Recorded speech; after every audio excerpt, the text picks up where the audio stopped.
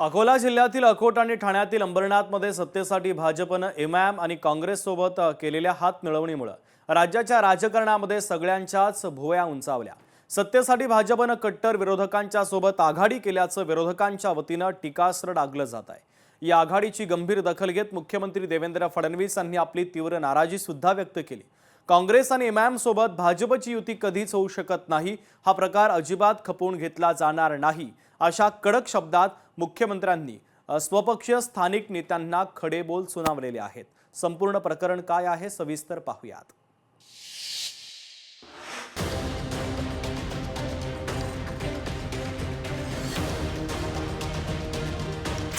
सत्तेसाठी भाजपनं एमआयएम आणि काँग्रेस सोबत केली हातमिळवणी।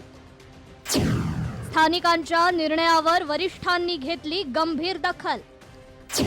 काँग्रेसच्या ब्लॉक अध्यक्षावर निलंबनाची कारवाई। भाजपकडून संबंधितांवर शिस्तभंग कारवाई होणार। अकोट नगर परिषदेच्या निवडणुकीत भाजपच्या माया धुळे या नगराध्यक्षपदी निवडून आल्या। मात्र 35 सदस्यांच्या या सभागृहात भाजपला स्पष्ट बहुमत मिळवता आलं नाही। भाजपला सर्वाधिक 11 जागा मिळाल्या, तर एमआयएम 5 जागांसह दुसऱ्या क्रमांकाचा पक्ष ठरला। बहुमताचा आकडा गाठण्यासाठी भाजपने अकोट विकास मंच नावाच्या आघाडीची स्थापना केली आहे। भाजपसाठी आता ही युती अभद्र ठरली आहे। मुख्यमंत्री देवेंद्र फडणवीस यांनी याबाबत संबंधितांवर कठोर आणि तातडीची कारवाई करण्याचे निर्देश दिलेत। मी स्पष्ट शब्दात सांगतोय, काँग्रेस आणि एमआयएम सोबत कोणतीही आघाडी चालणार नाही। ही आघाडी तोडावी लागेल।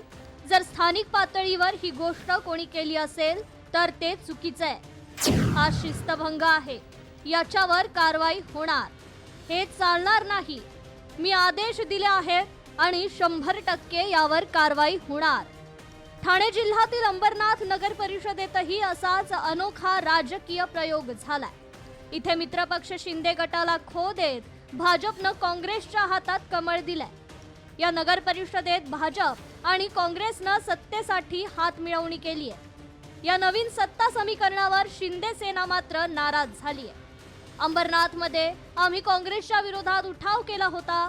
राज्यात आणि केंद्रात महायुती आहे, त्यामुळे आम्ही अशी आघाडी केली नाही, असा टोलाही शिंदेंनी लगावलाय। अकोटमध्ये भाजप आणि एमआयएम सोबत असेल किंवा अंबरनाथमध्ये काँग्रेस सोबत असेल, हा सर्वस्वी प्रश्न जो आहे हा भारतीय जनता पार्टीचा आहे। तुम्ही हा प्रश्न जर त्यांच्या नेत्यांना विचारला तर ते चांगल्या प्रकारे त्याचं विस्तृत स्वरूपामध्ये जे आहे हे उत्तर हे देऊ शकतील। आम्ही जो आहे नेहमीच काँग्रेसला विरोध करत आलेलो आहे। अंबरनाथ येथील अभद्र युतीबाबत काँग्रेसनेही तातडीनं कारवाई केली आहे। अंबरनाथचे ब्लॉक अध्यक्ष प्रदीप पाटील यांना निलंबित केल्याची माहिती प्रदेशाध्यक्ष हर्षवर्धन सपकाळ यांनी दिली आहे।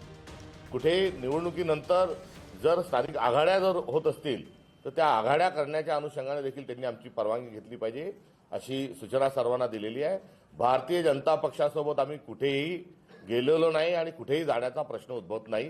जी बातमी चालू आहे ती एकांगी चालू आहे आणि या संदर्भामध्ये तिथले जे तालुका अध्यक्ष आणि जे उमेदवार आमचे लढले होते यंदा त्या ठिकाणी या सगळ्या संदर्भामध्ये स्पष्टीकरण देखील आम्ही मागितलेलं आहे।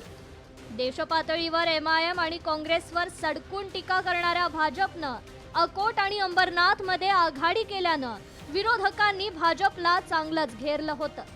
राजकीय दृष्ट्या अभद्र असलेली युती स्थानिक नेत्यांनी केली असली तरी त्यांनी वरिष्ठांना याची कल्पना न देणं ही त्या पक्षांसाठी धोक्याची घंटा आहे।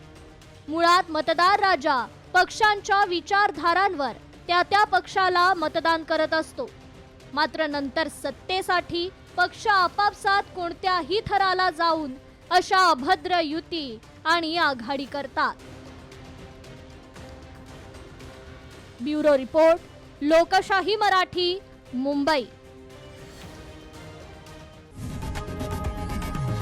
लोकशाही मराठी ऐका, पहा, जागरूक रहा।